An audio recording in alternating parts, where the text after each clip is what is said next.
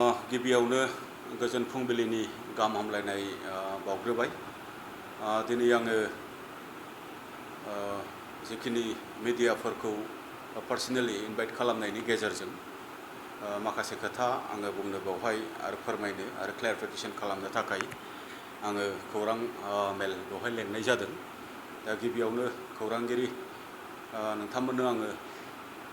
साबायखरखौ होग्रोबाय, लोगोसे गासै रायजो राजानिसिम आंनि फारसेनिफ्राय अननाय आरो मोजां मोननायखौ आङो बावहरग्रोबाय। दहाय फुङाव आङो मोनसे भिडिअ' आङो नुदों, गोबाङा हयथ' नुदों जागोन। जे भिडिअ'आ BPFनि सासे दैदेनगिरि सिनेन बसुमतारी होननानै बुङो, जाय बिथांखौ खांखेला बसुमतारीबो होननानै जों मिथियो। बिथाङा खासिक'त्रानि आरो बिथांनि जिखिनि भिडिअ' बेखौ नायनानै बिथाङा जे बाथ्राफोरखौ बुंनो नागिरदों, बे बाथ्राफोरा गासैबो मोनसे माने मिनिं गैयै, ओंथि गैयै आरो जेबो फोरमान गैयै, बेबायदि मोनसे बेसलेस बेबायदि मोनसे बिथांनि अभियोग बा बिथांनि एलिगेशन। आरो बेबायदि एलिगेशनखौ मोनसे आफादनि सायाव बा सासे बिबानगिरि बा दैदेनगिरिनि सायाव बिथांमोननि एलिगेशन होनानै डिफेम खालामनो नाजानाय, बेबायदि बिथांमोननि गोबांबार थांनाय समफोराव जोङो नुबोबाय। दा बाथ्राया जाहैबाय आंनि सायाव जे खांखेला बसुमतारीया जे एलिगेशन बा जिखिनि मोनसे अभियोग जे लाबोदों, बे बाथ्राया जाहैबाय आं लावरिपारा होननाय गामियाव सोरनिबा न'खराव थांबाय थायो आरो मा इन्टेनसन लानानै थांबाय थायो होननाय बिथाङा गिबियावनो बे बाथ्राखौ बुंदों। दा आं बेवहाय रोखा फोरमायनो लुबैदों जे आङो दुलाराय बर' फरायसा आफादनि सासे बिबानगिरि, सुबुंजों सोमोन्दो लाखिनाय आरो सोरजोंबा अकेजनेलि बा फोरबोफोराव सोरनिबा न'आव थांनाय आरो फैनाय, बियो सासे मानसिनि बियो डिउटि, सासे मानसिनि बियो डिउटि। आरो आङो गोबां लावरिपारा होननाय गामियाव गोबां न'खरनि अकेजन बा गोबां न'खरनि फेस्टिभेल बा गोबां न'खरनि माने माखासे सुबिदा असुबिदाफोराव मालाबा थांबोदों बा थांदों आरो। दा खांखेला बसुमतारीया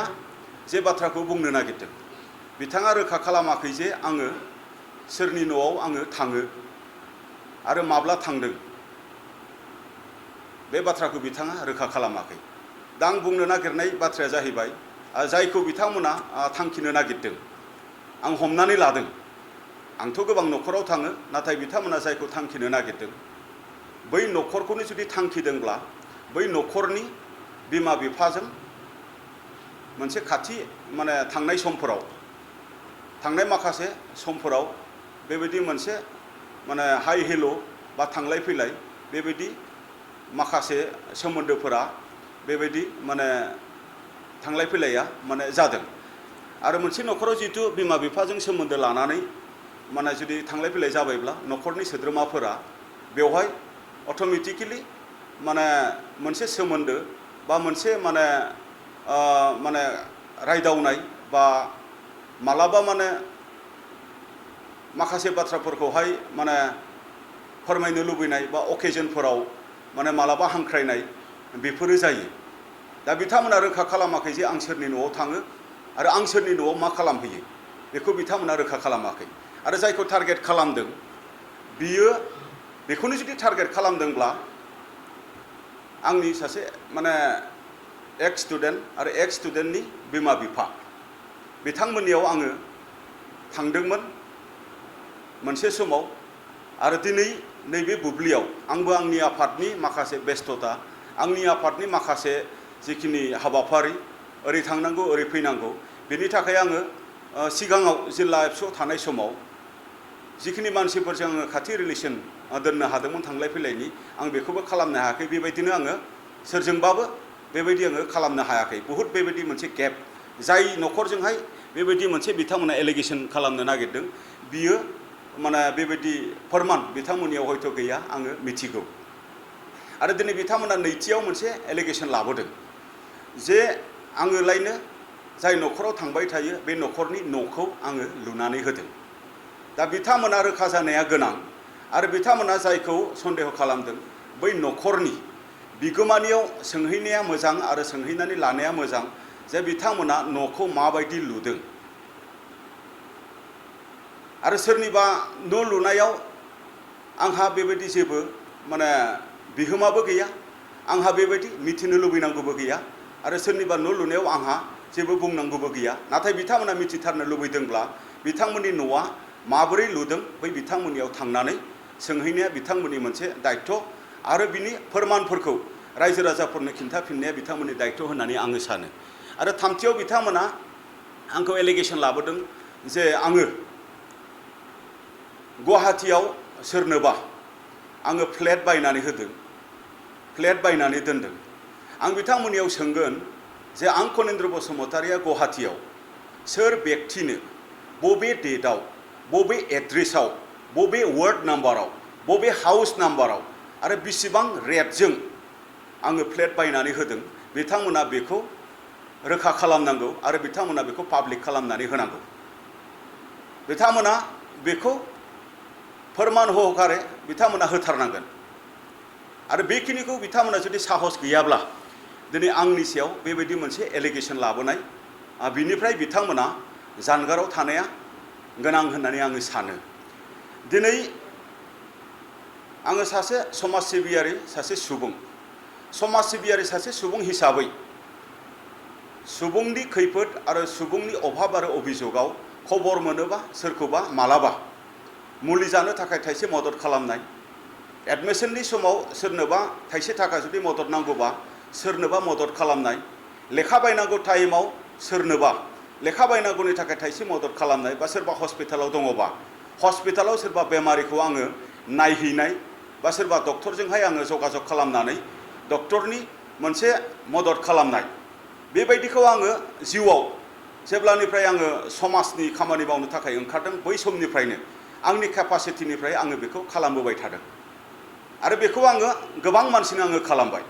आरो बेवहाय मोनसे खोथा बुंदों आंनि आइडेन्टिटि जे नोंगौ आङो गुरुबासा हाई स्कुलाव आङो फोरोङो आरो गुरुबासा हाई स्कुलाव फोरोंनाय हिसाबै गुरुबासा जि बेट्सफोरखौ आङो फोरोंनो मोनदों जि फरायसाफोरा आंनि फरायसामोन बिसोरो दिनै आंजों माने खाथि सोमोन्दो दिनैबो गोबां फरायसाफोरा दङ सोरखौबा आङो मालाबा बबेबा प्राइभेट स्कुलाव आङो फ्रि एडमिशननि थाखाय आङो बुंहरनानै एडमिशन होहोनाय सोरखौबा माने एडमिशनखौ एसे कनसेसन खालामनानै एडमिशन होहोनाय बेबायदि एक्स स्टुडेन्टफोर आंनियाव गोबां दङ आरो सोरनोबा प्राइभेट टिउसन लानांगौनि थाखाय सोरनोबा मदद खालामनांगौनि जिखिनि खामानि बेफोरखौ आङो थांनाय समफोराव आं गोबां खामानि मावबोबाय बे हिसाबै गाव गावनि गथ'फोरखौ जिहेतु आं सासे व्यक्तिया मदद खालामबायब्ला बिमा बिफाया आंजों गोबां फरायसाफोरनि बिमा बिफाया आंजों खाथि सोमोन्दो दङ आरो फरायसाफोराबो आंजों थेखा बेथेखा गोबां बेबायदि सोरबा रायलायहरो सोरबा मालाबा न'आव अकेजनेलि आंखौ इनभाइट खालामो बेबायदिनो आङो मालाबा लोगोफोरखौ लानानै आङो थाङो बा मालाबा हास्लाबाबा आङो सोरनियावबा माने मालाबा जोंनि जिखिनि लोगोफोर बेखौ लानानै आङो भिजिट खालामनाय जायो आरो बेवहायनो आं मोनसे खोथा फोरमायबावनो लुबैदों जे आङो गुरुबासा हाई स्कुलाव फोरोंनायनि सिगां आङो 2011आव थुक्राझाराव आङो थुक्राझार हायार सेकेन्डारियावबो आङो फोरोंगिरि हिसाबै आङो थिसनजादोंमोन थुक्राझाराव आङो 1.5 बोसोर आङो सार्भिस मावदों 1.5 बोसोराव जेसेबांनाखि स्टुडेन्ट आं लोगो मोनदों बै स्टुडेन्टफोरा आंजों दाबो खाथि सोमोन्दो दं बिथांमोना आंनाव कल खालामो बिथांमोना आंनाव मेसेज खालामो आरो बिथांमोना अकेजनेलि मालाबा क्रिसमासब्ला मालाबा ओंखाम गोरलैब्ला मालाबा न'खराव बार्थडे दङब्ला मालाबा न'खराव हाबा हुखा दङब्ला मालाबा खेराइ दङब्ला मालाबा क्रिसमास जायोब्ला आंखौ इनभाइट खालामो दाबो आङो थुक्राझारावबो बेबायदि आं भिजिट खालामो दाबो आं भिजिट खालामो थुक्राझाराव गारबोनाय जोंनि माखासे एक्स स्टुडेन्टफोर बिथांमोननोबो आङो मालाबा मरेल सापर्ट बा मालाबा थाइसे थाइनै फाइनान्सियेल सापर्ट बेबायदि जेखिनि सापर्टफोरखौ आङो दाबो बै बिथांमोननोबो हरबाय थायो बिथांमोना दिनै खेल गैया नामा जे आं जे सासे समाज सिबियारि बिथांमोना दिनै खेल गैया नामा जे आं जे सुबुंजों खाथि सोमोन्दो लाखिनानै आङो खामानि मावो आरो बिथांमोना खेल गैया नामा जे हिउमेनिटिखौ जे आं भेलु होयो मानसिनि खैफोद आरो मानसिनि अभाब बेखौ जे आङो सनमान होयो आंनि केपासिटिनिफ्राय आङो जायफोरखौ आङो दिनै हानायमानि आङो मदद खालामदों आरो इयुनावबो मदद खालामलांगोन बेनो जुदि बिथांमोननि थाखाय हजम बा डाइजेस्ट जाथावै जुदि जायोबा बे बिथांमोननि खामानि आरो दिनै आङो साननानै लादों बे बाथ्राफोरखौ दिनै बिथांमोना दिनैनि बे इलेक्शननि रिजाल्टनि उनावसो मानो बुंफैखो आंनि सायाव बेबायदि फोरमान आरो आंनि सायाव बेबायदि अभियोग दङमोनब्ला बिथांमोना सिगाङाव मानो बुंनो साहस जायाखै बिथांमोना सिगाङाव मानो पाब्लिकनो खिन्थानो थाखाय साहस जायाखै दा बेखायनो आङो दिनै बुंनो नागिरदों जे बिथांमोननि दिनैनि जिखिनि आंनि सायाव जे अभियोग लाबोनाय बियो मोनसे पलिटिकेल कनस्पिरेसि आरो पलिटिकेल ब्लेम गेम दिनैनि टाइमाव बिथांमोना आंखौ आरो आं जे आफादाव दङ बे आफादखौ मोनसे बदनाम खालामनो थाखाय रायजो राजाफोरखौ गाज्रि मोनहोनो थाखाय आंखौ गाज्रि मोनहोनो थाखाय बे खामानिखौ मावदों बिथांमोना होननानै आङो दिनै सानदों दिनै सिनेन बसुमतारी बा खांखिला बसुमतारी जायखौ जों मिथियो आरो सिनायो बिथांनि आखल आरो बिथांनि आखु बेखौ जों बयबो मिथिगौ बेखौ जों बयबो मिथिगौ आरो सिनियर हिसाबै आंनि जायगानिनो मानसि हिसाबै जोङो बिथांमोनखौ जोङो मान होयो आरो सन्मान होयो आरो बिथांमोन बायदिया जों बायदिखौ बेबायदि एलिगेशन होनो थाखाय बिथांमोना मरेल राइट्सबो गैया आरो बिथांमोना कुनु बेबायदि मोनसे बिथांमोननि आखायाव फोरमान आरो पत्रबो गैया दा बेखायनो बिथांमोना बेबायदि जिखिनि आंनि सायाव जे एलिगेशन लाबोदों बेखौ लानानै जोंनि रायजो राजाफ्रा गोनो गोथो जानो गोनां गैया बेखायनो आङो दिनै आंनि सायाव जिहेतु जेबो बेबायदि फोरमान गैया आंनि सायाव आंहा बेबायदि मावनाय जेबो जिहेतु गोरोन्थि गैया बेखायनो आङो दाथियै आंनि सायाव एलिगेशन लाबोनायनि सायाव आङो गासै रायजो राजाफोरनो आङो बे खोथाखौ नोंथांमोननि मिडियानि गेजेरजों आङो दिनै फोरमायनाय जाबाय गोजोन्थों निस्सय बिथांमोना एलिगेशन लाबोबावोब्ला बा बिथांमोना आंनि सायाव बेबायदि मोनसे नंखाय अभियोग जुदि लाबोबावनो सानोब्ला बिनि सायाव जे आंनि आयेनारि जि बेबस्था आं बेखौ लानो गोनां जागोन आरो बिथांमोना जाय मानसिखौ टारगेट खालामदों बै बिथांनि इमेज आरो बै बिथांनि नखर आरो बै बिथांनि माने फिउचार बेखौबो बिथांमोना बे पलिटिकेल कनस्पिरेसि आरो बे पलिटिकेल ब्लेम गेमजोंनो बिथांमोना नस्थ' खालामनो नाजानाय बेखौ बिथांमोना पेरेलेलि नाजादों आंखौथ' आं नाजाखादोंआनो जाहैबाय आरो आफादखौथ' आफाद नाजाखादोंआनो जाहैबाय बेबायदि नैबेबायदि टाइमाव बिथांमोना गोबांबार बाथ्रा बेबायदि बुंगोन आरो बिथांमोना जेब्लानो बुंगोन आंनि सैथोथानि थाखाय आं गसंगोन आङो बेखौ गासै रायजो राजाफोरनो आङो मिथिहोबाय गोजोन्थों